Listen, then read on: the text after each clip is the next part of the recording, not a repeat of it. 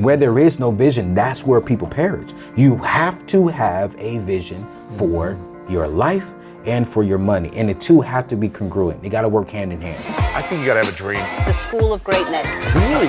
Yeah. Please welcome Lewis Howes. You're talking all things wealth, getting out of debt, building wealth, changing the mindset around how to make money. And you're also talking a lot about relationships and money. So I want to talk about some of these things. The first one is, what are the things that we need to start changing in our lives that really hold us back from the process of generating more wealth? What are the things we need to start changing that's holding us back?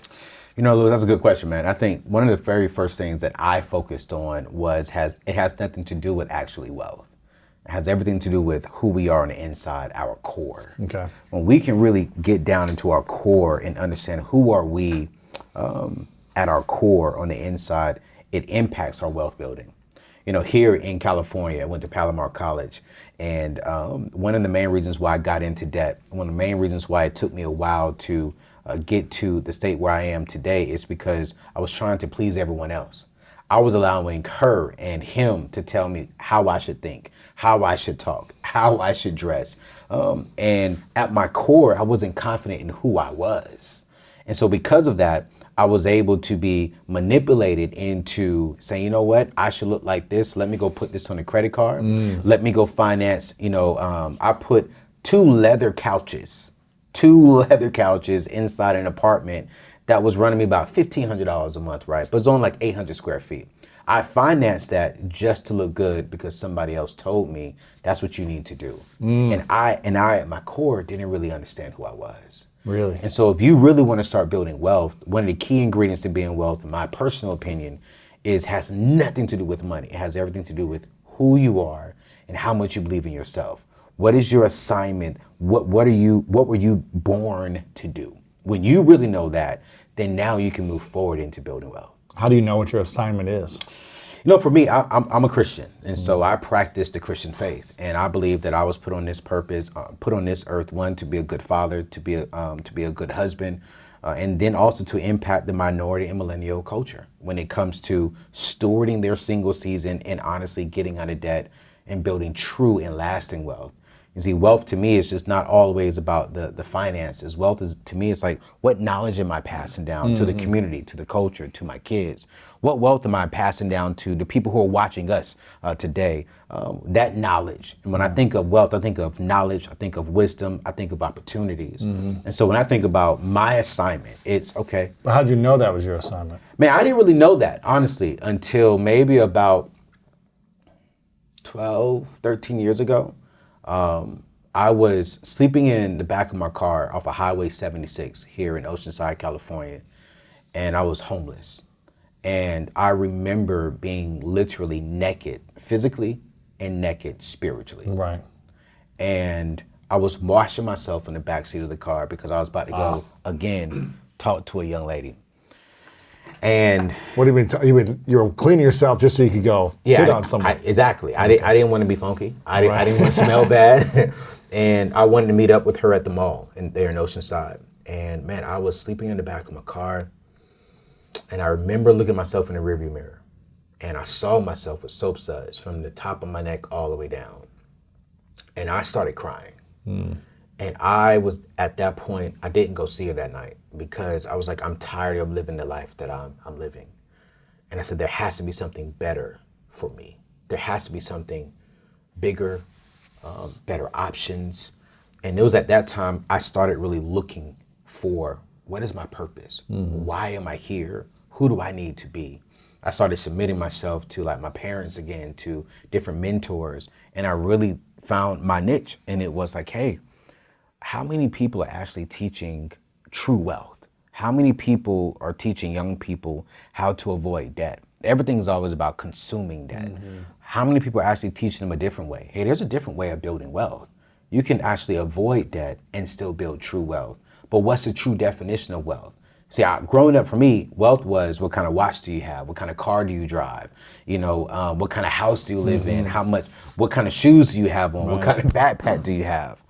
No one really said wealth is up here.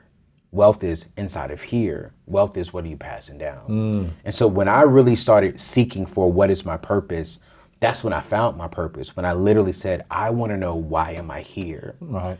And when I said that specifically, God started showing me different people in my life who helped me really reveal my true purpose. Interesting. So you realized from being broke and homeless that you wanted to teach wealth generation, but you didn't know how to make money at that point. No, I didn't. So you had to go on the journey of discovering, what does that look like? What does that Absolutely. mean? How do I get out of debt? How do I earn, a consistent living? How do I save it? How do I invest it? The whole process. Because growing up, man, I was taught, I grew up in a very strong Christian faith home. I have 4 parents. I have 2 biological parents and 2 step parents. My biological mom and stepdad and my siblings live here in California. Then my biological father and stepmom live in North Carolina, right?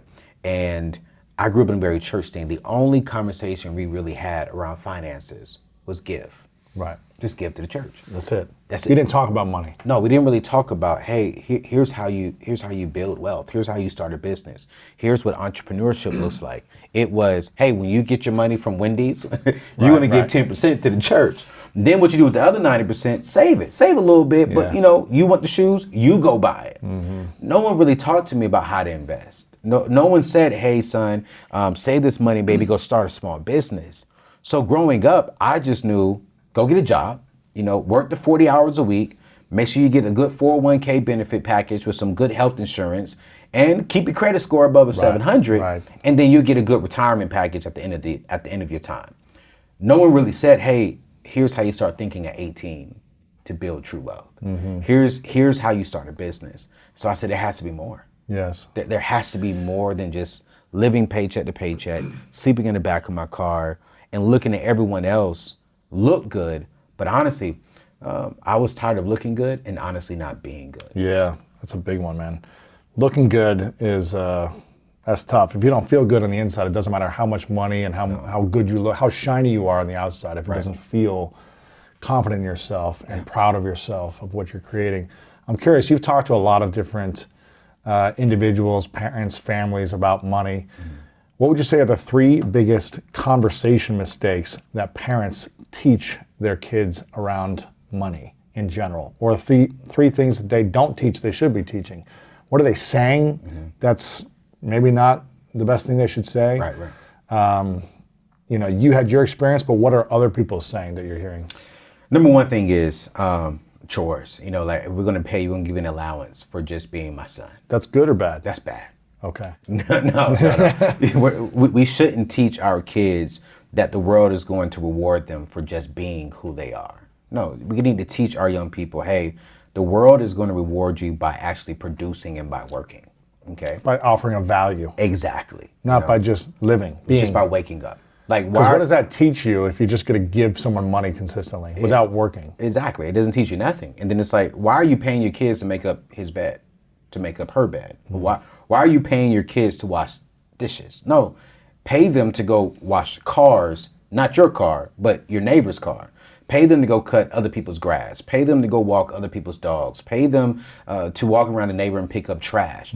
Teach them the true value of working in exchange for finances. So that's number one, is we got to stop teaching them that, hey, the only way you can get paid is, make up your bed. Yeah. That's misleading our young people. Number 2 is, I wrote the book Debt Free Degree while I was with Ramsey Solutions, is that the only way to go to college is to finance it.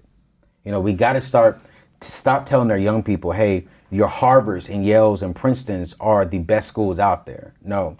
I know a lot of prestigious people who went to community colleges, but I know a lot of people who went to a Harvard or a Yale, a prestigious school, but they're not prestigious individuals. And so what we got to start teaching young people is, hey, go to college if that's the route that you want to go. But trade schools are actually in right now, and it's less expensive.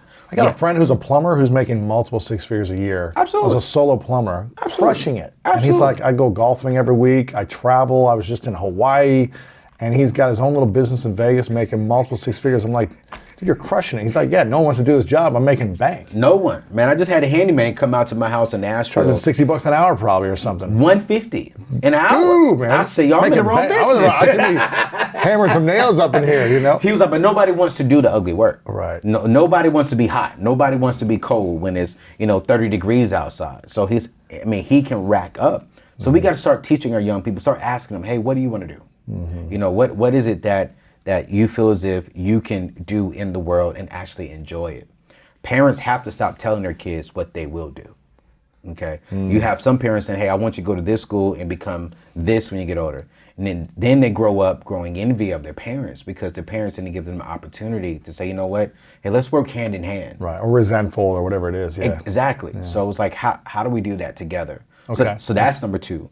And then number 3, this is going to be an unpopular one, but we got to stop teaching our kids that the only way to be successful financially is to have a high credit score.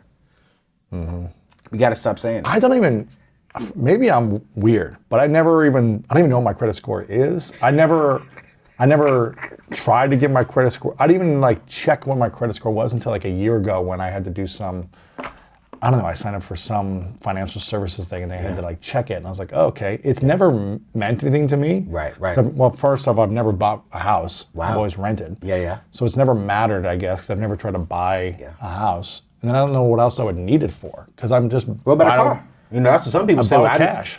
You bought cash? Yeah, I bought cash. Let's go. Well, I had a used car. My dad taught me this principle. He always had used cars. Yeah, me too. And he had a used car for like 10, 15 years. I mean, he would keep it perfectly clean. Okay. And highest condition for like 10, 15 years. Yeah. So it always looked and felt new, even though it was old. Yeah. And he didn't understand the value of buying a new car. That's what he taught me early on. Unless there was a massive tax break cut for him. So when I was like 16 or 17, he finally bought his first new car because it was a Denali. I'll never forget this. It was like 20 years ago. Because there was some big tax cut for like getting an SUV at that time, 20 years ago, I guess. And so he got a massive tax break for his business for that. And so, but other than that, he always had like a 1988 Oldsmobile. You know, it was just like... that he then passed down to me for $1,000, and I drove that thing for a number of years. But so I never bought a new car until 3 years ago. I never had a new car. I had a 1997 Cadillac Eldorado Baritz for 5 years here in LA. In LA? 2-door, didn't even have a radio, didn't have Bluetooth, nothing. And I drove that, and I'm talking about with the business that I have, being around the people I have. Right. And I bought it for $4,000 used. Do you still have it? I gave it back I bought it and I sold it back to the guy who sold it to me. Wow. 2.5 years ago when I bought my Tesla. Wow. So for a long time, I just had a $4,000 car. Wow. And because I didn't see the value at that time in buying a brand new car. Right. I was like, let me use this money to grow it, to invest in my team, in my business, in my personal development, my lifestyle. I didn't feel like I needed a flashy car, going back to your first point earlier. I didn't need that to feel good about myself. Yeah. I just felt good by adding value, and I felt comfortable in a car that got me from point A to point B. But it didn't need to look flashy, you know? But that came from the teaching of your father, though. Yeah. Because he didn't have a flashy car. Exactly.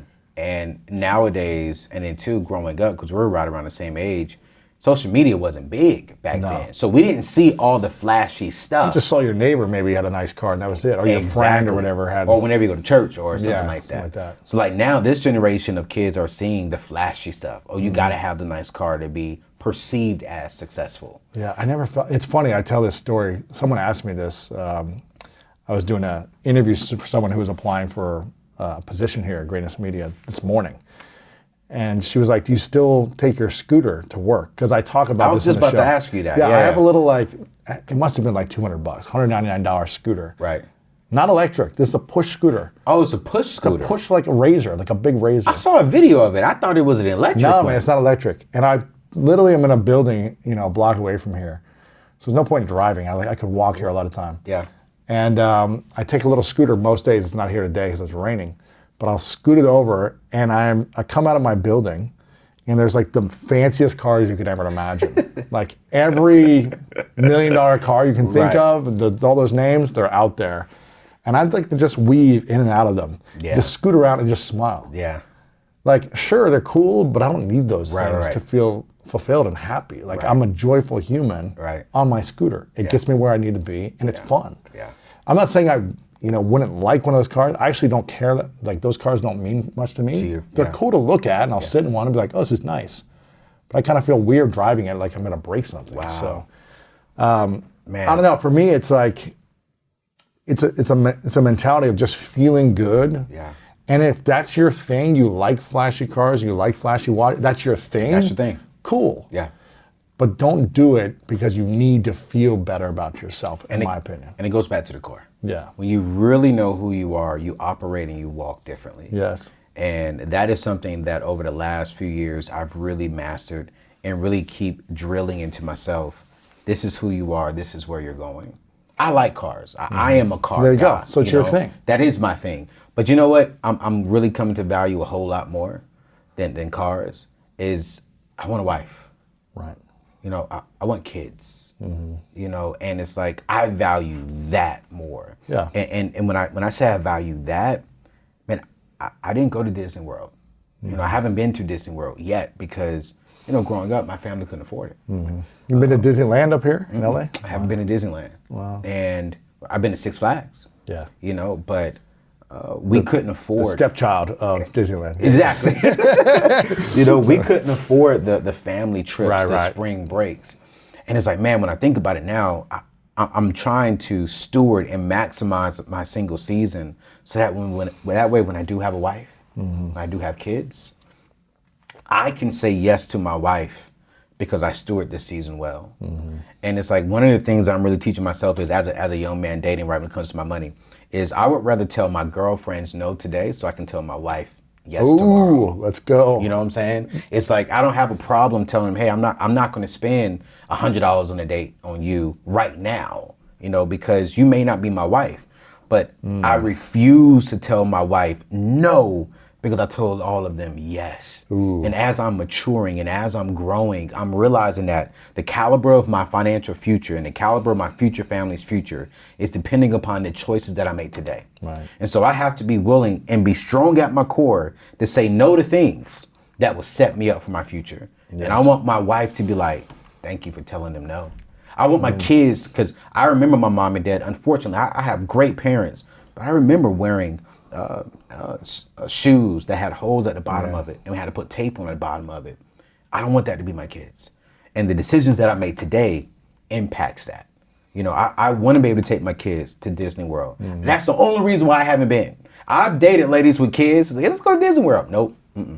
Why not? I want to go there with my wife and my kids. Wow. I don't want to go there with my girlfriend and her kids. I want to go there with my wife and my kids. You know, I want to be able to do things with my family that my family couldn't do when I was growing up. It's cool. And so I'm learning I'm valuing that more.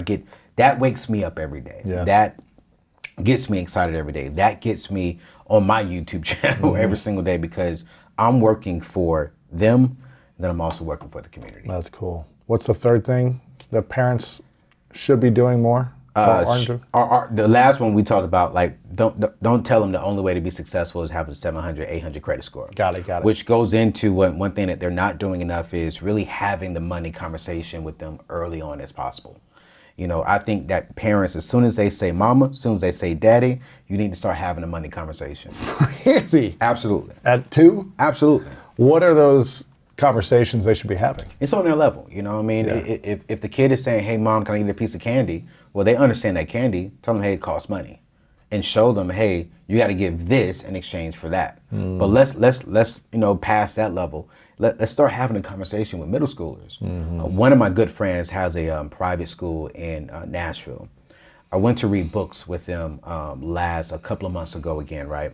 When I walk into their school, she has a picture of all of her kids on college campuses. These are middle school kids. That's cool. 5th grade. And I said, what are you doing? She's like, actually, if you look on this one, those are our 3rd graders. And I was like, you're taking them to college? Do they even understand what they're looking at? She says, no. But young people are impressionable at a very young age. So they will remember, like, hey, I want to go here, so I need to work hard right now. Right. And so it was like, we have to stop saying our young people are young. If they can remember songs, if they can remember famous dances from TikTok, they can remember the conversation around money. So we got to have that conversation as early as possible so that when they get into high school, they are already aware of what's going on with the finances. What do people in their 20s and 30s have to deal with if they don't have those conversations in their, middle school, teenage years? That was me. We're going to have to deal with the lack of a lot of information that's important. The lack of understanding. What I did at 18 and 19, I'm still paying for today at 37 years. Really? Still? Absolutely. What things? I mean, I have collection items on my credit report. Every time I bought 2 homes, over the last 3 years, I had to explain that. And I'm the money guy. Right. It's like, Anthony, whoa, wait, what is this collection? What we see is from X amount of years ago. Right. Because we don't have the conversation. Everyone thinks, well, it'll be off in 7 years. Well, here's the thing when it comes to money. It'll be off. Let's say, for example, you own that particular collection item. And let's say you sell it to me. Now, I can put it back on their credit report for another 7 years.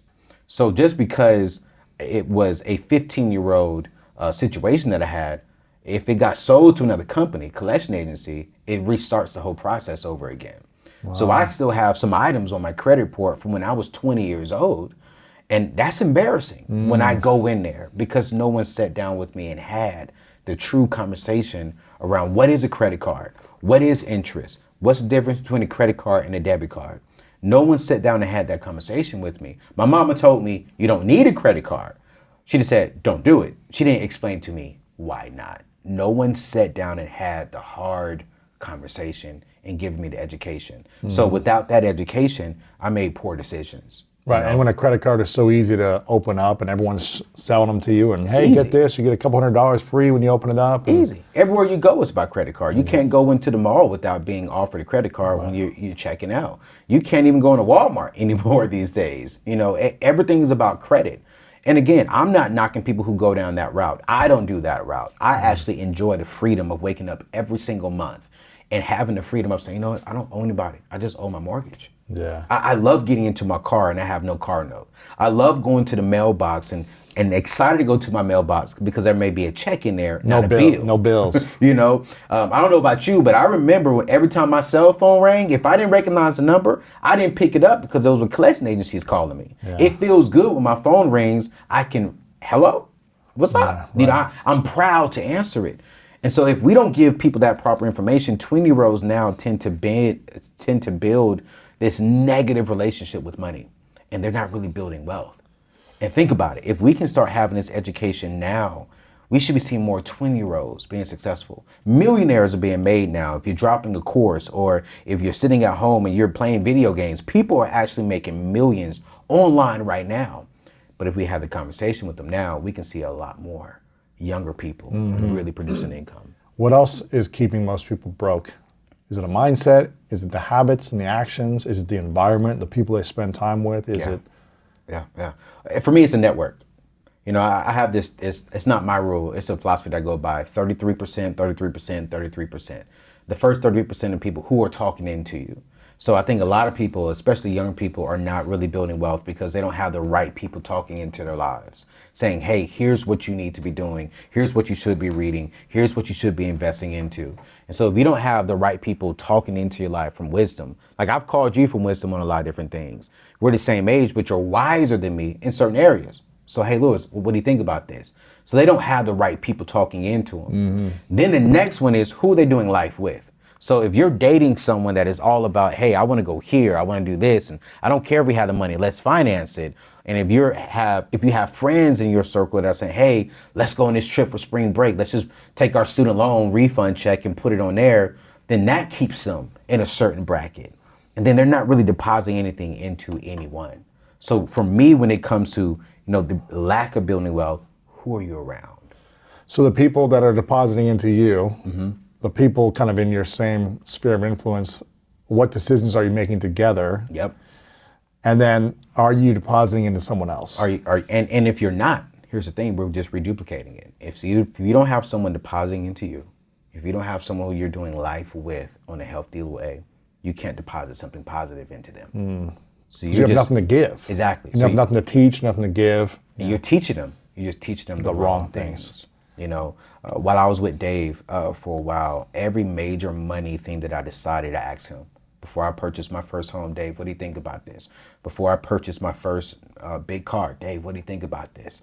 And Dave would give me some wisdom. Dave would give me some insight. Dave is much wiser than me when it comes to money. I desire to be married. So I'm going to a married, wise couple. Said, Anthony, here's some of the things you need to be working on now.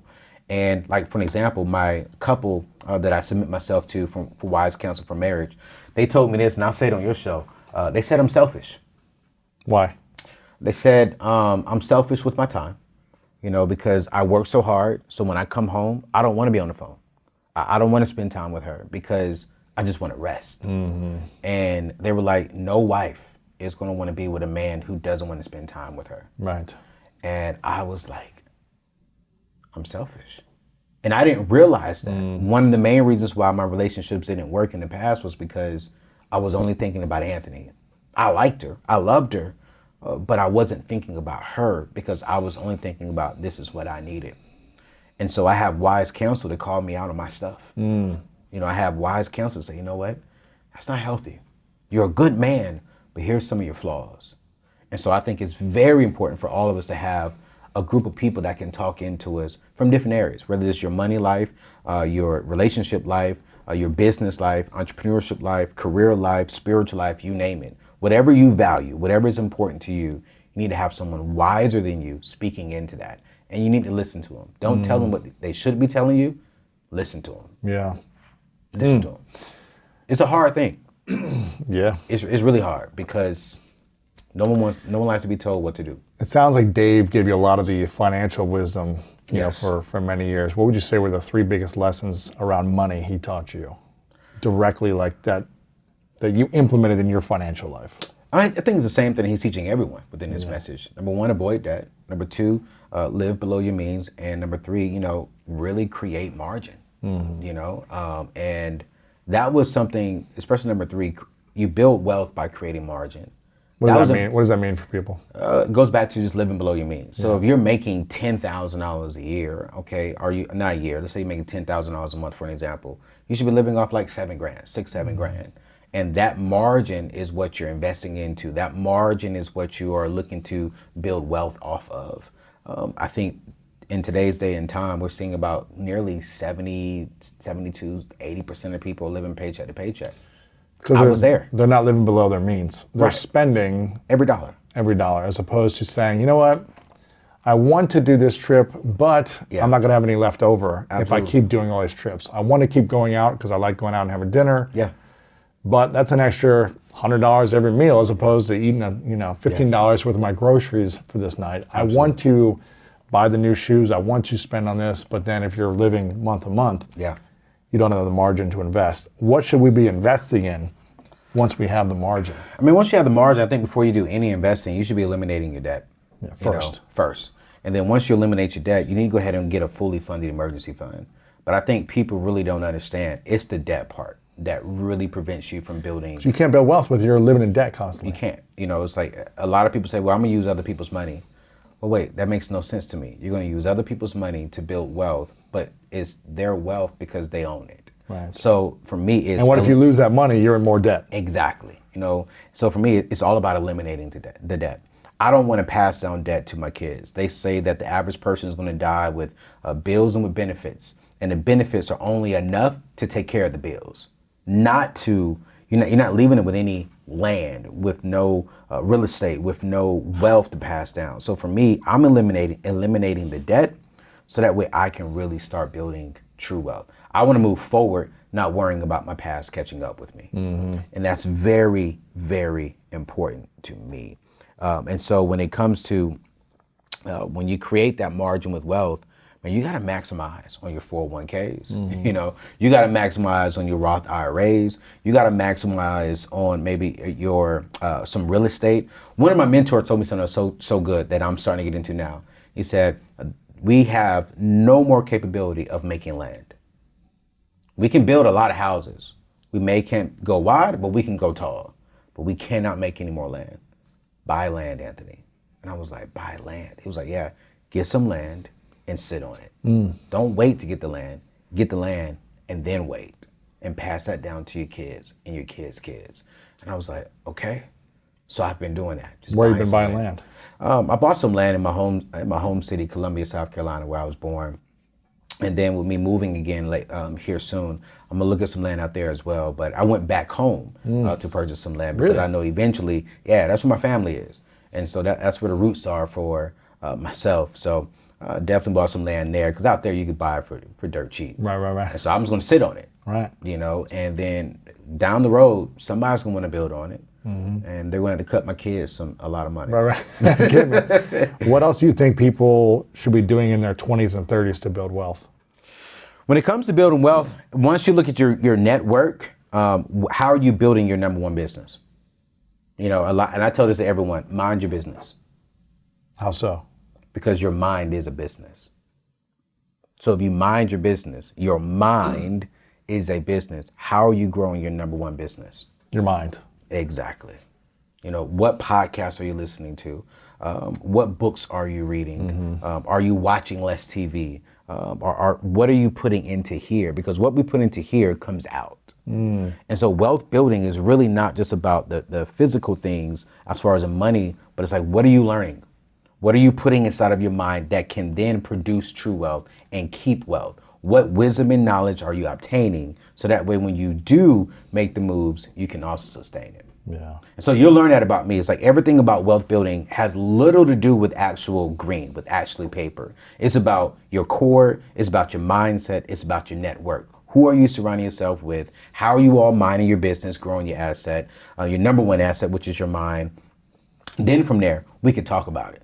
How do we, number one, avoid debt? It goes back to, Dave Ramsey's baby steps. Avoid debt, get a fully funded emergency fund, start investing, start thinking about your kids, and then from there, oh man, life is gravy. Right. You can really enjoy and do anything that you want. Whether that's, some people are doing it with cryptocurrency, some people are doing it with day trading. That's fine. Whatever is good for you. Now, I don't do single stocks. I'm not a fan of single stocks. I'm just a fan of real estates, some good growth stock mutual funds, and just really focusing on building my business. Right. What would you say are the habits wealthy people do that broke people don't do? Oh man, that's a good one. When I think of all the wealthy people in my circle, habits is they have a daily routine. And when I say a daily routine, like they have a Monday through Friday routine. They work out, they read. One of the things that I've learned over the last few years is when I wake up in the morning, I do my personal Devo every single morning. After that, after I read a Devo, I actually read and study within my particular field. So anything around money, anything around relationships, I'm studying in that, okay? And then from there, I go to the gym. I see a lot of wealthy people are very active and they take care of their body. From there, there's another one, man. They value family. They really value the presence of family. They value. Why is that? Because I think they understand you can sit here and make all this money, but who are you making it for? Who are you impacting? Why are you impacting the world when your home is all jacked up? And so what I've learned from wealthy people is I want to make sure my home is taken care of before I take care of the world. And now again, that's not all wealthy people. That's just the wealthy people that's in my circle. They make sure that the wife, the husband, the kids, they are good, that they're in a healthy place before they go serve the world with their particular business. Right. And I love that. I mean, I was with one wealthy guy just the other day. He probably does about $100 million a year. And he gave me an hour of his time for lunch. He got a text message from his wife. He ended it 10 minutes early because his wife said, hey, I can't pick up the kids.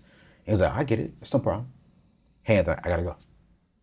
And I was like, wow, I was really looking forward to that last 10 minutes. Right. And he was like, sorry, man. Wife can't get the kids. I need to go get them, man. You'll learn that one day. Right. You made the priority. You understand it, yeah. Your family needs to be priority. And I believe when you can be a good steward of the little of your family, then you can be trusted with more. You can be trusted with 100 employees. You can be trusted with impacting the community. But if you can't take care of home, we can't be trusted with more. And that's one thing. I got a little dog, man. So it's like for me, I take good care of her. Yeah. I take good care of me. I take care of my home. So that way, you know, I can get the wife, I can get the kids, and I can start practicing taking care of home first. Yes. And then serving people on the outside. Because I grew up seeing pastors and seeing different people focus on the churches and focus on the communities and coming home to a jacked up home. And so I'm seeing wealthy people now, they've created a healthy habit to where now they're focused on family. And families now are building wealth. Husband and wives are working together. Now kids want to work in the family business because now pops and mom took care of home. Yeah. Another habit that I'm seeing here that wealthy people are doing is they know where their money is going. They have a vision for their money. So it's not just a budget, but they have a clear vision of, okay, this is where we want to go. And what I've learned is that not only do they have the clear vision, but they make sure everyone that is connected with them, whether they are dating, whether they are married, whether they have kids, that everyone is aligned with that vision. So, okay, if our goal is to make $100 million, cool, great. They have the vision. Here is our goal that gets us to that vision. Here are the daily habits that get us to this goal. So they have a clear vision followed by clear goals, followed by clear daily habits that gets them to the ultimate vision. Yeah. And I'm sitting there amazed. One day I sat in a room and just really watched him put his vision up on the wall and just really backtracked it to today. His vision was 5 years down the road. He updates his vision every 3 months. And he holds himself accountable. Him and his team hold himself accountable to, okay, are we getting closer? Wow. Are we making the right decisions? Are we making the right moves to get there? And that's very, very important. And that's something that I'm putting in place now myself. That's cool. The money vision, and everyone's aligned to the money vision. Absolutely. That's great, man. And when you go back to it, here's my thing with vision.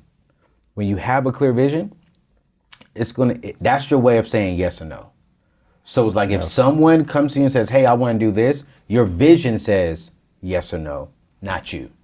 If I meet a young lady and she says, hey, I want to do X, Y, Z, okay, cool. Does that get me closer to my vision, or does that take me away from my vision? Yes.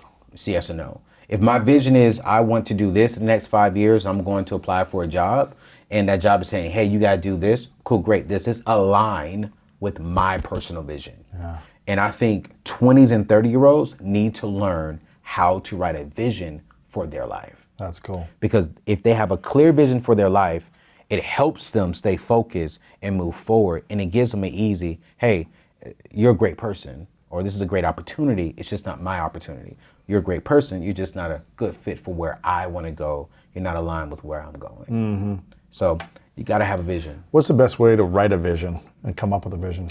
And that's something that I'm actually working on now. I'm coming out with this next February. And the very first thing is you really got to sit down and just ask yourself a lot of questions. What are you passionate about? What do you think your purpose is? And then it's like when you think, what are you passionate about? What do you think your purpose is?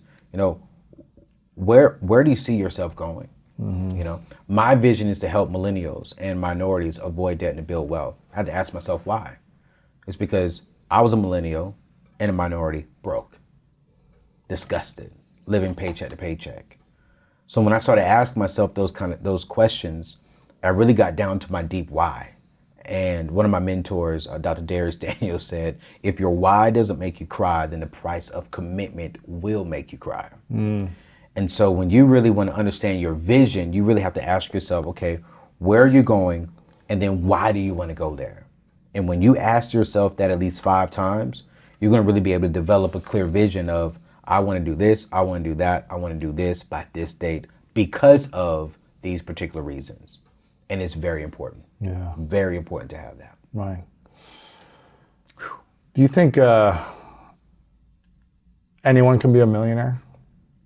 And the reason I ask that is because there's a lot of people that I see, specifically in LA, who are working minimum wage, right? Minimum wage is, I think, $15 or $16, $17 an hour here in LA. It's actually pretty high, but compared to the rest of the USA, I think. I remember when it was $6, you know, I mean, it was $5.50, $6 when I was growing up. Yep. In Ohio. But with people who are overworked, overwhelmed, only making minimum wage, and maybe made poor choices before that they're paying off debts. They've got, family situations, challenges. Do you think it's possible for any of them at some point to become a millionaire? I think anything is possible. Right. I don't think a lot of people have the mindset to become a millionaire. But I think anything is possible. Right. I think all things are actually possible. What's the mindset people need to develop in order to become a millionaire? I mean, they have to get over the past. I think a lot of people have made some decisions in the past. Some people are still hurt by, history. Some people are stuck in what they've only been exposed to. And so I think there's two things to shift the mindset. One, shift your exposure. You got to step outside of your comfort zone and say, you know what? Hey, I'm tired of making $16. Let me go over here and try this. Let me just go over here and just ask this one question. I think going back to one of your questions earlier and with this question as well, some people are so comfortable that they don't understand that they are preventing themselves from becoming a millionaire. They're preventing themselves from starting that business because nothing extraordinary happens within our comfort zone. You have to step outside of your comfort zone and step into your uncomfort zone. So now you can start exposing yourself to something that may stretch you. This may challenge you in some areas. You may fail a couple of times when you step outside of your comfort zone. But you know what? Every time you fail, you'll learn what you need to do differently. And so I think everyone can be a millionaire, but it goes back to one, do they have the mindset and are they willing to be uncomfortable for a season? And maybe lots of seasons. Absolutely. Might be consistently. Because you've been in this by yourself for a long time.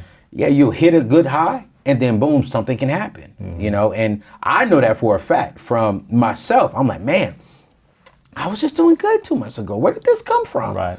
But you can't run. You gotta stay right there. You gotta learn in that season because what I love about a storm, every time a storm comes, the rainbow is next. The grass is green. I just got a lot of water, so something's going to flourish from this season. Right. Maybe it flooded for a minute, but now exactly. So it's like if I'm going to take this heat, something positive has to come from it. And so I think a lot of people should be millionaires. A lot of people should be business owners, but they're comfortable with their 9-to-5 job. What's it take? How long does it typically take for someone when they start working to become a millionaire? How many years is kind of like the average millionaire? And maybe you don't have the information. Yeah, I don't know that off the top of my head. Is it a decade? Is it 2 decades? Is it 3 decades? Is it kind of how long does it take typically?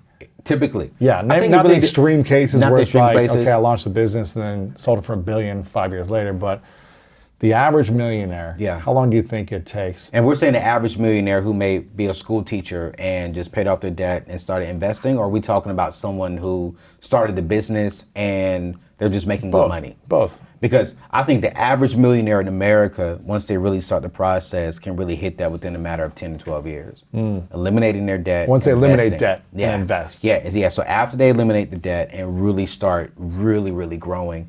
For an example, if you invest into like a good growth stock mutual fund, $100 or $200 a month, you can do that within 30 years just from investing into that at that rate. But again, if you're investing properly, 15% of your income, if you are living way below your means, if you're not racking up things, you can cut that stuff in half and be there a lot quicker. I really think it all depends on that individual and how bad do they want it. Right. And if you want it that bad, on the vision. Absolutely. Yeah. If you're focused on, hey, this is my vision, this is where I'm going, and you're only allowing people in your circle who are aligned and who will hold you accountable to that, man, you could be a millionaire within the next 2-3 years, depending on what you want to do. Right. But if you are saying, hey, you know what, I want to be a millionaire, if you're not determined, it could take you 30, 40, 50 years. And I think you got to understand why you want that. Why is it meaningful for you to have that and sacrifice out on going out to dinners and sacrifice on the trips and never enjoying life, with some fun or with some spending here and there. Like you got to ask yourself, is this worth it? Yeah. Investing 10 years, cutting out pretty much all these things that I would pay for and just doing free activities, which you still have a great life with. Yeah. But are your social circles got to be in the similar mindset as you? You're not going to be able to go to the movies and this and that all the time and buying all the new clothes. So you just got to be prepared for that and be aware of that. If you don't have a why, you won't be a millionaire. Right. If you don't know why you're really doing it, if you don't know why you're saying no, If you don't know why you're saying yes, you won't build true wealth. You can be rich. Yeah. You can be rich today and broke tomorrow. But if you don't really understand why you're going after it, if your why doesn't make you cry, you will not be wealthy. And wealth to me is long lasting. Riches, I have a lot today. And I want wealth to where my kids will know my name, even though they didn't meet me. And for me, that's very, very important. What needs to happen for that to happen? I need to pass down not just money, I need to pass down wisdom and knowledge. I was watching this movie with Steve Harvey. It wasn't a movie, it was an interview. And, or was it Steve Harvey? I don't know who it was, but it was somebody. I thought it was Steve Harvey. In the back of my head, I was like, it's not Steve Harvey. But somebody was saying, hey, do you know your great-great-grandfather's name? And he was like, no. And she said, do you know why? And he said, no. And she said, because he didn't leave you anything. And I remember hearing that when I was laying down in the bed, and I stood up, Lewis, and I was like, I don't know my great-great-grandfather's name. No. I never met. I don't know my great-grandfather's name. That's what I'm saying. I never met my great-grandfathers. And I'm like, wow, but if they would have left me something. I'd be like, dang, thank you. Grateful. You know what I'm saying? So it's like now on my drawing board in my office, it's me. I have stick figures of me and my kids and my family, and then their kids, and then their kids, and their kids. And right next to it, I says, they will know my name. Dang, that's pretty powerful. You give me chills. Because it's like, I'm going to leave them not just with money. I'm going to equip my kids with money, but also with the wealth and the knowledge to sustain it and to take it further. And then I'm going to educate them to, hey, listen, you're going to leave your kids with money, but also with the wealth and knowledge to grow that. And then you're going to leave your kids, and then boom, the wealth and the knowledge. I think oftentimes we focus so much on, let's just leave our kids with a lot of money. And then not teach them. And not teach them nothing. What's the point of giving them money if they don't have the wisdom and the knowledge? What's the point of giving that if you haven't stewarded the time with your kids to educate them on, hey son, hey daughter, here's how mom and dad built it. Here's how we sustained it. Here's how you're going to build it. Here's how you can sustain it. And that's so, so, so important to me because that's my why. That's why I get up every single day. It's not because of the nice car that I have. It's not because I have the opportunity to come on a Lewis Howell show and just like, yeah, talk to everyone. No, I'm doing everything I'm doing today for my great-great-grandkids who I probably will never meet. But they will be able to say, you know what? Man, my great-great-grandfather Anthony impacted a lot of people. Hey, mom, dad, did your mom and dad talk to you about Anthony? Right. Like, wow, can we go back and look at that video that he did with Lewis 20, 30, 40, 50, 60 years ago? Wow. That gets me out of my bed. That gets me going to the gym. That makes me steward my single season correctly because I haven't been a good steward of my single season.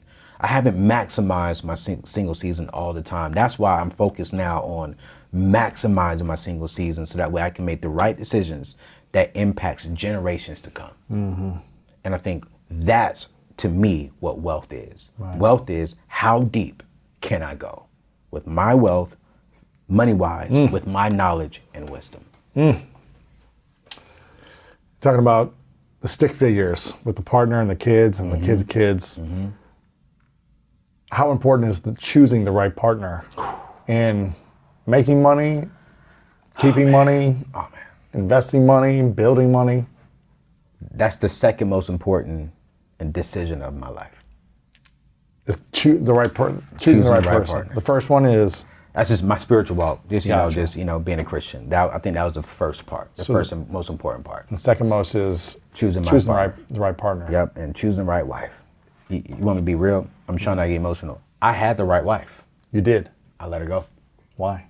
Because I was young. I was dumb. Ooh. I was immature. Dang. I was selfish. And I thought I wanted something else. But I let her go. And so now it's like, okay, let's fix it. Because, hey, you don't want to pass up on that again. I believe that the quality of my future is depending upon the quality of my wife.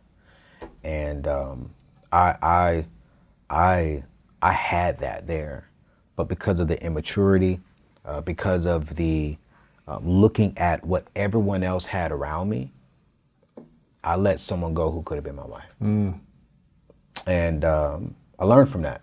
Yeah. You know, it was a hard season for me because I had one of the things I've learned that wealthy people do very well is they confess when they're wrong. And they tell themselves, "Oh, you messed up. How do we make sure we do not make this decision again?" Right. That's when I say, you know what, let me submit myself to a married couple to get wisdom. You know what, let me just talk more to my therapist about this area so I can make sure that the next time I have the opportunity to meet an amazing woman, that I do not pass up on that again. And so my partner is the second most decision, because this is the woman that will be raising my daughter. This is the woman that will be raising my son. This is the woman that together we're going to build an empire. I need a partner that we are aligned, in sync, and we have each other's back. What would be the 3 questions you would ask about money before you would move forward on a commitment of like dating? Maybe you're dating for a few dates, but I wouldn't even go, I'm not even getting into a committed relationship with the woman until we have a money conversation. And what should that conversation consist of? The very first question is, I'm asking her is, what was the conversation you had about money growing up? You know, what did your parents teach you about money? And then 2, from me, what's your thoughts around ownership? What's your thoughts around debt? And then 3, it's a fun one, but it answers a lot of questions. It's going to answer a lot. You have $1 million right now. What are you doing with it? Yep. What are you doing with it? And a bonus one that I really have this conversation on both sides. What do you value most in life? Yes. Like what's valuable to you that money cannot buy? And it just starts the conversation going. And I think really understanding the root of the individual really sets you up to understand, okay, how they're going to be thinking proceeding forward. Now, if someone gives you, let's say, they give you all the wrong answers. Yeah. Right? And you're just like, that was that's the the thing opposite of of what what you I was hoping you'd say.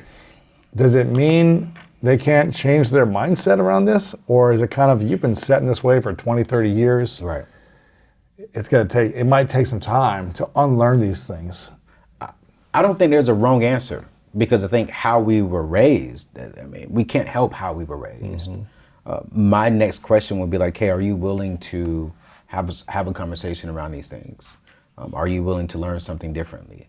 You know, what's so funny is everyone knows that I'm the no debt guy, no credit card guy. And I've dated ladies who had credit cards. Right. And their first question is, well, are you willing to learn? I said, yeah, if you can prove to me that I need a credit card, I'm gonna tell you right now, I rock with you. But no one can prove to me that I need credit, that I need debt. And so I'm willing to have the conversation on both sides. And so I'm always asking like, hey, are you willing to have the conversation? But I'll be honest, Louis, I haven't met too many ladies who are like, oh no, I have to have credit. I have to have, other people's money. I have to use it. Most ladies, they just want to know that they have a man, that they're dating a man that if they were to settle down with, can be the provider of the home. And that's cool. I mean, Right. that's cool. But I don't think there's a wrong answer. Sure. I just want to know your mindset around money. And then if your mindset is a little different than mine's, I'm not done with you. I'm going to continue the conversation, but we're just going to see like, hey, can we adjust? Sure. And here's the thing too. Are you adjusting just so we can date? Or are you adjusting because this is something that you really want for yourself? And that's the only way it'll work. You're going to want to have this lifestyle just as much as myself. Right. And I'm very big on ownership. Yeah. Respectfully saying this, people who look like me, we don't own a lot. And I want to have an African-American Black family that owns everything. And that's important for me. What should someone do if they're considering dating someone who's in debt? If they're like, man, I just love this person so much, but they got 130 grand of debt and they made some poor decisions. Yeah. But man, the connection is so strong. The chemistry is there. Like, I'd be crazy not to explore this further. Yeah. But man, I got to deal with all this debt. I mean, I think there's nothing wrong with dating an individual with debt. You got to go back to, hey, are they comfortable with this debt, or are they aggressively attacking this debt? And if you find someone that's comfortable in this debt, you need to understand why are they comfortable in this debt. If they're like, I'm taking action, I'm getting out of this, I Yeah. made some poor decisions, That's a different, you're like, a okay, different you're on the right conversation. track. I can rock with you on that. I can rock with you. In the moment we say, I do, now my bank account is going to be your bank account, and we can just cut the check, and now we are debt free. So I believe that once we get married, if you have debt, I'm no longer debt free. Wow. So it's like, hey, babe, we are together. We came together as one. Let's go to now our checking account and let's cut a check to get us out of debt. While we are dating, you're still in debt. Mm-hmm. And I just want to see, okay, are you aggressively, or do you have a game plan for this debt? Are you maximizing this single season of yours, or are you buying the wigs? Are you buying, the clothes, the purses, or are you taking this opportunity to spend as much money as you possibly can while you're single? Because I think in relationships, what we do is we don't maximize the single season correctly. What we do is we have a good time. We're traveling, we're balling out, we're doing this, we're doing that, but we're not actually utilizing all of our resources to bring less baggage to the table. And I think for me, it's like I'm asking myself, okay, Anthony, what baggage can you eliminate now while you're single? So when you get to the table, you come with more assets, you come with more wisdom, you come with more knowledge, more experience, more peace, more joy, and less baggage and less pain. And so I want to see, is she maximizing and stewarding the single season correctly? Is she taking advantage of no responsibility, no kids if she doesn't have kids, no major bills, just her debt? So if she's making $75,000, $50,000 a year, okay, is she putting 10 of that towards, 20 of that towards paying off her debt? Or is she taking that $10,000 and buying the latest Chanel purse? Is she taking that $10,000 going to Hawaii with her girlfriends? Is she taking that $10,000 going out to the latest and greatest concerts? Mm-hmm. Or is she saying, you know what? Hey, I'm going to enjoy life a little bit, but I'm really focused over here. Right. And that's what I want to see. And that's just not from her, but that's even for men as well. Ladies, like, look at whoever you tend to date. Make sure that they're maximizing their single season. And it's not just money. What are they watching? Do they watch Lewis? Do they watch Anthony O'Neill? Do they watch other people in podcast? Are they learning something? Who are they surrounding themselves with? Are they always around friends who are just doing dumb stuff, or are they around friends and they're reading together, they're stretching each other, they're starting businesses together? How are they maximizing and stewarding that single season?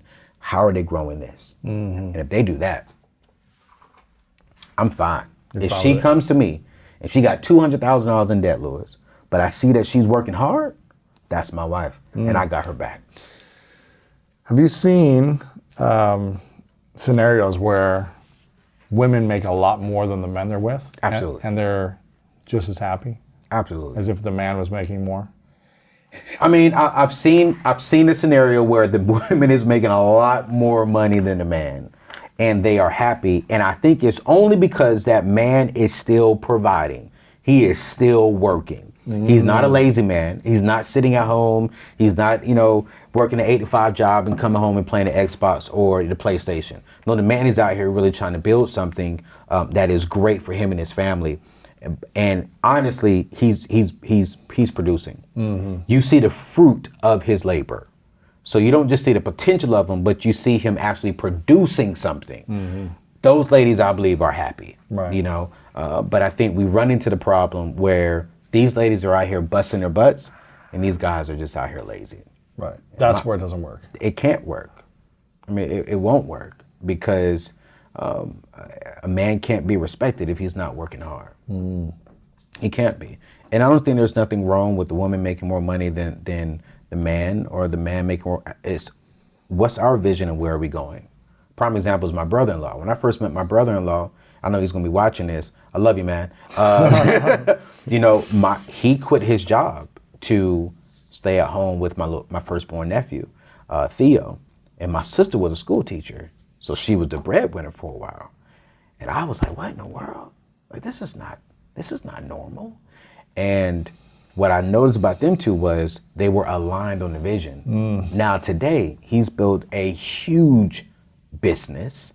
And now my sister is at home with him, building a business, taking care of their family. So it doesn't really matter what works for you and your family, as long as you all have a vision, as long as you are aligned going there. Right. And the man is producing and providing. And adding value. Exactly. Right. And when I say providing, he may not be the breadwinner, but like what you said, he's bringing value and substance to the table. Why is it that a man cannot be respected unless he's working hard? I don't know. That's a good question for the ladies. But I mean, I think, man, I mean, we're made to work. I don't know if I could respect one of my brothers who are lazy. Because like, you're a man. Step up to the plate and get the job done. Right. I'm tired of seeing our ladies going out here. When you look at it, ladies are the number one rising entrepreneur. You really go down to it, it's a minority lady, right? These are ladies who are single, who have kids, who have an 8-to-5 job, and starting a business.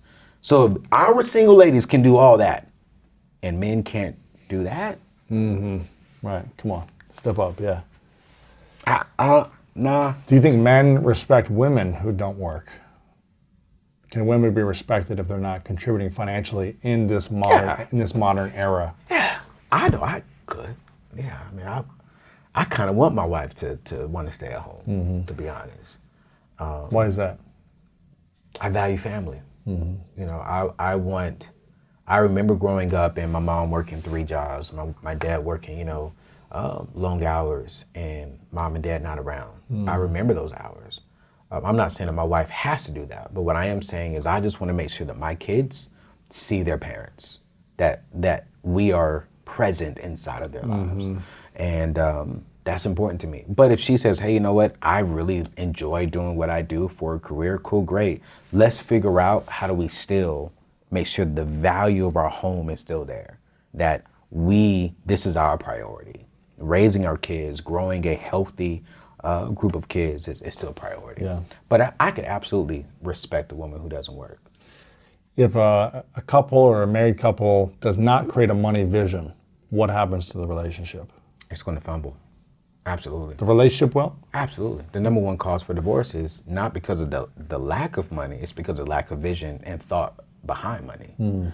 It's well, we didn't really have a plan. We weren't on the same page. So she's over here spending this, he's over here spending that. He just bought this car, she just bought this, and now we come back, it's time to pay bills. We don't have money to pay the bills because we didn't have a vision for the money. It's we're over here spending this, we're getting by, we're living paycheck to paycheck. Now it's time for our kids to go to college. We don't have the funds, but we didn't have a vision. Now the kids are out of college, we're racked up in debt. Now we are tired of renting. Now we want to purchase a home. We get denied for a home because we didn't have a vision for our money. Right. Now retirement comes and we got all this debt from kids' college. We bought all these nice things. We're still renting, but we don't have any money in retirement. What happened? Well, 20 years ago, you didn't have a vision. And so where there is no vision, that's where people perish. You have to have a vision for your life and for your money. And the two have to be congruent. They got to work hand in hand. If the vision is, hey, we want to send our kids off to college. Okay, cool. How is that in the vision, AKA the budget for your money? We want to build a house. Cool, great. How is that in the vision for your money? We want to go off on a vacation. One of my ultimate dreams, I'm getting excited, I'm sorry. One of my ultimate dreams when it comes to me and my wife is when the kids are gone and I retire, I want to go on 2 vacations, each one of them 6 months long, out of the country. Wow. That's the vision. That's great. I got to write it down. And then I got to put habits and systems in place to get us there. Right. If I don't have that vision, I won't have systems and habits in place to get there. Right. And if married couples do not do that, they will not win. Let's say there's a man who's made a lot of wealth, and he meets a partner that he wants to marry who's making 50 to 100 grand a year, and he's got millions in the bank. What's your thoughts on merging bank accounts, prenuptial agreements, the challenging conversation about, is it my money that I've generated my whole life here, now it's your money, or what should that conversation be like? I mean, if you've accumulated that much wealth, a prenup is probably a good conversation to have. How you have that conversation is not after you're in love. It's not right before or after you propose. That is a conversation that you're having while you're dating. Really? Absolutely. You need to have that conversation like, hey. So you're not sweeping the rug underneath them at the end or something. Yeah. You don't want to fall in love and then next thing you know, you propose and y'all planning the wedding, and then, hey, babe, here's a prenup. Right. That is not a good move. I do believe wealthy people should have the conversation around prenups. And the prenups it could be a good, healthy thing. Depending on the state that you're in, it's like, hey, either you're going to get 50-50 or the state's going to decide if there is a divorce. So why not in the very beginning of your relationship have the hard conversation when you're in love, when you both are being very fair, and that may be the last time you have the conversation. That is my prayer. That is my hope. But it's like, hey, inside of that prenup, I would suggest that she go sit down with her lawyer, separate from him, and saying, hey, what are some things I need to put in place for myself? I am aware of certain couples who actually, for every year, the woman actually was with the man, she got an X amount of dollars added to that prenuptial agreement because of XYZ. He was totally cool with that. And then for another couple was the prenup was only good for 10 years and then it was null and void. And so I think a good conversation around prenups in a healthy way is actually good. Yeah. But I would do that while you're dating, before you both are emotionally connected with each other. Say, hey, this is where I'm at. I just want to be honest with you up front before we go down this road, because I'm really feeling you, and I believe you're really feeling me, and I really want this to win. But what's your thoughts around prenups? And just let her answer that question. And you know what? Some people may be like, heck no. Then you got to make a decision from there. That's information, yeah. Exactly. And then some may say, well, I'm not really aware of prenups. What is it? Then explain to them what the prenup is. And the key thing is have the conversation to where they know, hey, the prenup doesn't just cover me. It also covers you as well. One of my friends just actually... What if you build a business, you start blowing up and you... Yeah, exactly. And one of my friends actually just went through divorce and they had a prenup. And this is what she said. The prenup actually allowed me to focus solely on our kids because I already knew what I was getting from the marriage. Oh, interesting. And so she was like, I was actually at peace because now I was like, all right, cool. Who gets the kids? That was the conversation. She said the divorce was hard, but I knew in a moment we said, we're going to get a divorce. Okay, cool. This is what I'm getting. All right. I know I can move clear. here. It was clarity. Boom. Around exactly. that, yeah. Exactly. You still have to deal with the mess and the heartache and the pain, but... And the opinions of other people and the questions of other people, but at least you know you can leave this relationship peacefully and you know what you're leaving it with. Right. And so I think prenups can be very good. Now, if both of y'all making $50,000 a year, why are we having this conversation? Right. You know, but if you're a multi-millionaire and you have this huge brand and this huge business, that protects your legacy. Right. You know, and that's an important conversation to have. And I think if you have this huge brand, this huge wealth, that's also going down to stewardship for your kids' kids. And so prenups, I'm all for them, you know, when it makes sense on either side. Yeah. It's just how you have the conversation is what's going to be a little difficult. So let's say you're both making around the same amount of money and you get married. What's your thoughts on how you should manage the money? Yeah. Who should manage the money? Yeah. And the conversations around accounts and, you know. Yeah. I think that when you get married, there are no secret accounts. It's here's one house account. And then after you have the main account, I do believe like, hey, you and your partner can have like their own little spending account. And then you have your own savings accounts. I do believe in that, right? But when it comes down to like who manages the money, who's ever the best person at managing money. Right. That's it.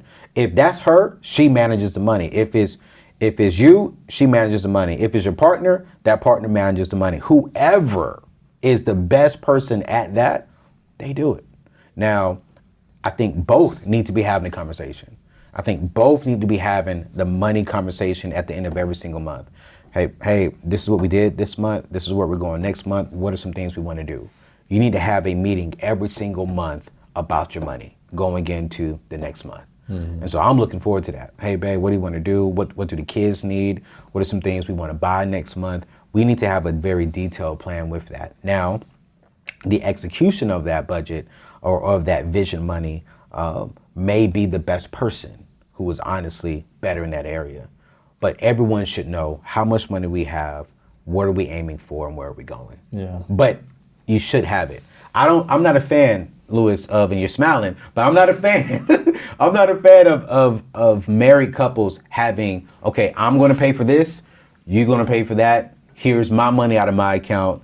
Here's, this. No, everything should be in one account. Yeah. I was actually coaching a couple the other day because he found out that his wife, his newlywed wife, actually had her own private account. So he was giving her money, to spend. They all had their own spending allowance. Well, she was taking that money, putting it into a separate account that he had no idea of. And so I was like, well, hey, yeah, we shouldn't be hiding from our spouses.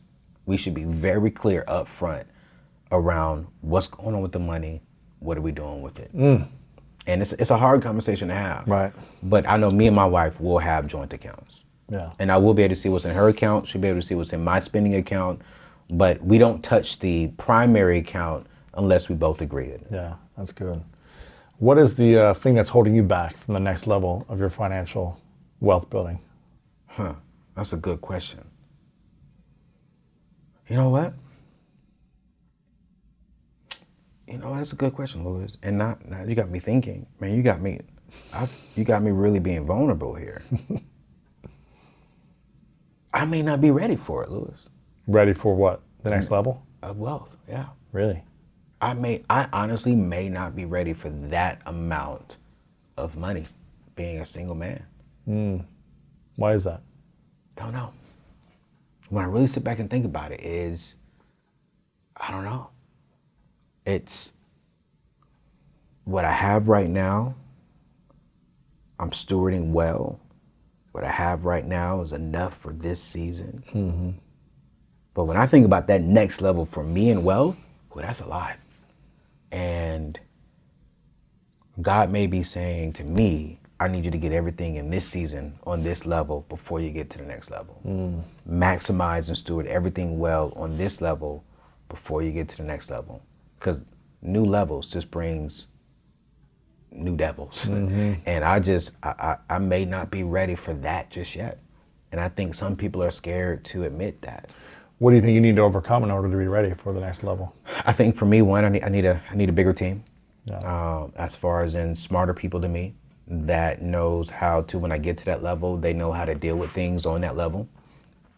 I need a wife from an accountability perspective. So that way we're both going towards that together. Because if I go to it right now, it's just me. I don't have the team in place to sustain that kind of margin. I don't have an accountability partner as far as in a wife to sustain that. And yeah, some people may be like, wow, Anthony, but I think honestly I need to get more people, better people around me before I get to that next stage. Interesting. And I think when people really think about it, how come I haven't gotten that job promotion yet? Not because you're a bad person. Maybe you haven't gotten everything you needed to get at that job level before you get to the next season. And I think that's important. What's the emotional thing you need to let go of or overcome? Mental or emotional? Oh, man. So I'm hearing the right people and team and finding those people and investing in those people. What's the mental block? I've never seen it before. And I think for me, I'm scared of that because no one in my immediate family has it. Right. No one in my immediate family can tell me how to do it. If I get to that level, the people who I trust, as far as within my family circle, they can't give me wisdom on that. And I think mentally it's like, it's a little fearful that the things I've been able to accomplish today, it's like, whoa, you're really here, Anthony. you've really just spent 6 years of your life traveling around the world with Dave and impacting people. Wow, you really are making this kind of money. And I've made some bad decisions with my own money because of the fear of like, man, I've never had this before. And I think for me, it's about, all right, I gotta really, really get that out of my head, which is why I'm very big with making sure that I have the right people around me. So that when they see things starting to fall and slip, they be like, yo, hey, yo, hey, yo. And I think that's important. I'm the money guy, but I'm still human and I still make mistakes. And I think that's important for all people to understand, that even experts make mistakes in their own particular space. Yeah. And I have no problem admitting the fact that, hey, sometimes I'm tempted. Hey, sometimes I've made some bad decisions with my money, which is why I'm more and more surrounding myself with the right people. Which goes back to the other question is I got to make sure that my partner she understands that as well, because this is a huge decision that I'm making. Huge decision. Huge. That she will be making, because now we both are going to this next level. And thank you for that question, because I think now I'm gonna go back and talk to my therapist about that. Yeah. Like I'm literally sitting here thinking, like, man, are you ready? And what would it take for you to become ready? Yeah. Like, am I ready? Am I ready for that next level? I know I'm ready to impact more people. I know I'm ready to influence more people. But am I ready for the income that will bring? And it's like, I'm excited about it. But I'm like, man, are you ready? That's a lot. So I think a lot of people, when they're not ready, if they get a lot of money before they're ready, they make poor decisions with it. But see, here's my thing though, Louis. It's not just about the money in my pocket. That income brings more staff members. Those are staff members that my team, that I am responsible for. Those are families that I am responsible for, that I have to steward well and make all the right decisions, so that way now my decisions doesn't impact just Anthony anymore. It impacts all these people. And it's like, woo, that's a burden, that you have to really, really carry. The weight, I've talked about this so much in the last couple of months on the show that I don't think people understand the weight and the pressure of success or growth or more resources coming your way. Yeah. And if you're not prepared for it, it's going to feel like a massive weight. Yep. And so it's learning how to balance the weights. Absolutely. With all the success and the accolades and the acknowledgement and the audience comes a certain amount of pressure. Absolutely. And I think it's funny because I ask a lot of people, like, what's your biggest fear? Is it the fear of failure, the fear of success, or the fear of other people's opinions? And a lot of people say the fear of success is what holds them back from actually going after their thing they want. Yeah. Because of the responsibility of people now wanting more from them, that they're, or their family thinking that they're leaving them or they're too good for them or whatever it is. So my biggest fear is me. It's my flesh. I can make money. If I can beat me, if I can tell myself no, if I can say, hey, you're not ready, man, I'll be all right. But sometimes you get in the mirror, you hear people saying, yo, Anthony, you could do it, you could do it, you could do it. But inside you're like, maybe not right now. Not that I can't do it, but maybe right now I should just move a little bit slower. Yeah. And I think keep sometimes building deeper. Exactly. Foundation. Yeah. And I think sometimes successful people, we're scared to admit, you know what? Let me just take just some small steps right now. And that's one thing I've been telling myself, like, hey, my team is growing. And it's scary, but I'm like, okay. All right, let's just go a little slower. I turned down something that was real big, and it was big, but I literally told them, I'm not ready for that right now. Somebody would have said yes, they would have got into that season, and I would have fumbled it. And because I fumbled that, now I got to go back. Now it's going to take me even longer to get back there, because then now it would have been public if I would have failed in that area. And then now no one will trust me again. So I said, hey, right now, I'm just starting off in this season and really shifting over here. Let me wait a little bit. Yeah. Let me build a foundation first before I bring on something of that magnitude. And I'll never forget that particular individual and company said that was probably one of the most mature thing that they've ever heard from an influencer. That's cool. Because it was like, hey, most people say, yeah, let's do it. And then get there, fumble a lot, make a lot of mistakes, and try and make excuses of those mistakes rather than just saying, hey, let's revisit this a year from now. And I've made that mistake a lot in the past. And I refuse to do that again. Because when I get to that season, when I get to that level, I want to stay there. And I want to do well. You don't want to fall back. Exactly. Yeah. And I think sometimes you got to say, you know what? I'm not ready. That's true. And I have no problem saying I'm not ready. That's good. Because I think me saying no today is saying yes tomorrow. Yeah, it's great, man. You've got a lot of great content out there. Your YouTube's been blowing up. You're Anthony O'Neill over on Instagram and Twitter and YouTube, anthonyo'neill.com. You've got a new course, The Singles Blueprint, 8 pillars to maximize your single season, gain clarity on your life's vision, and start building your legacy right now, which I think if you're single, this is the time to get clarity. So you don't just keep dating people and wasting energy and effort. You really get clear on what you want, why you want it, and then how to get there. They can go to your website and grab that, anthonyo'neill.com. And YouTube, you're doing once a week. It's been blowing up. But hopefully this year you'll be doing twice a week. Absolutely. So you've got a lot of great content over there. People should be subscribing to. What else should we be checking out of yours that you've got out there? I mean, that's the thing I'm focusing on this year. It's going to two shows a week on my YouTube channel, launching this course. It's going to be the first course that has nothing to do with money. It's everything to do about just maximizing our single season. I didn't maximize my 20s. I wasted my 20s. I blew it away. Interesting. And most wealthy people who I've seen, they've maximized a lot of seasons.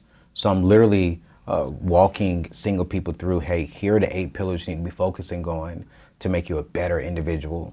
And when you focus on these 8 things, you will find your spouse. You will be able to build your wealth. You will be able to accomplish so many things, but let's focus on us. Yeah. What are the things on the inside of us we need to focus on? So launching that course, focusing on really getting just 2 shows. I'm trying to get on your level. I can't do 4 just yet a week, but my team and I said, hey, we're ready to go to 2. We've been doing 1 show and we've been able to grow massively, but our goal is to cross over 600,000 subscribers this year. So we know we got to get to 2.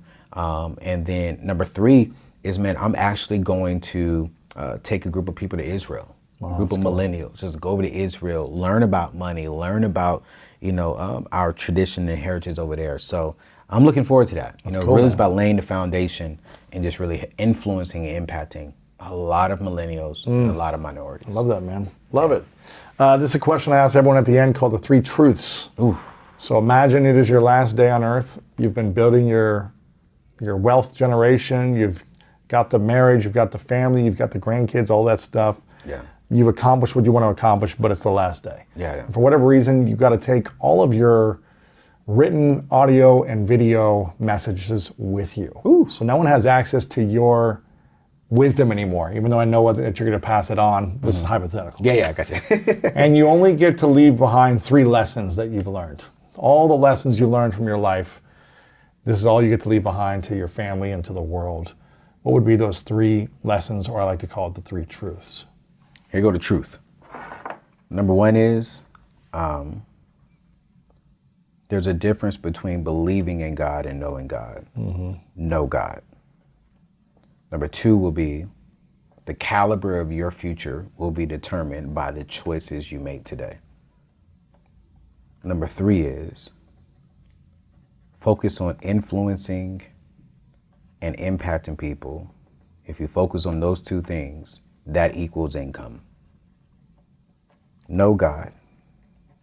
The caliber of your future will be determined by the choices that you made today. So make the right and healthy choices as much as possible every single day. Influence plus being impactful equals income. Influence plus impact equals income. I love this, man. Anthony, I want to acknowledge you for a moment for your journey, for constantly showing up for people, for getting yourself out of the car and out of debt to start educating yourself on how to teach other people how to do the same thing. I think it's a challenging thing to do, and it's a challenging journey to go on, but you've been doing it in a beautiful way. And you keep showing up. Keep showing up, and I love your honesty about your single season and figuring these things out, and you know, lost the wife that you thought would have been great for you, and now you're rebuilding and you're creating something new for yourself. So I acknowledge you for all of it, man. It's a beautiful journey, and I'm excited to see what you create moving forward. My final question, what's your definition of greatness? Greatness. Definition of greatness is, for me, you put everything into your journey. You put everything into what you could. And because of that, you're great. As long as you gave it your all, as long as you gave it your best effort, that's greatness. You got to do these 3 things. You got to start trading time for money. You got to start learning how to make your money work for you. You got to learn how to give value to people. I didn't learn that message, the value part, I didn't learn that until I started my business. And I was like, man, I had never heard nothing like that. Was like scripture to me hearing that, right?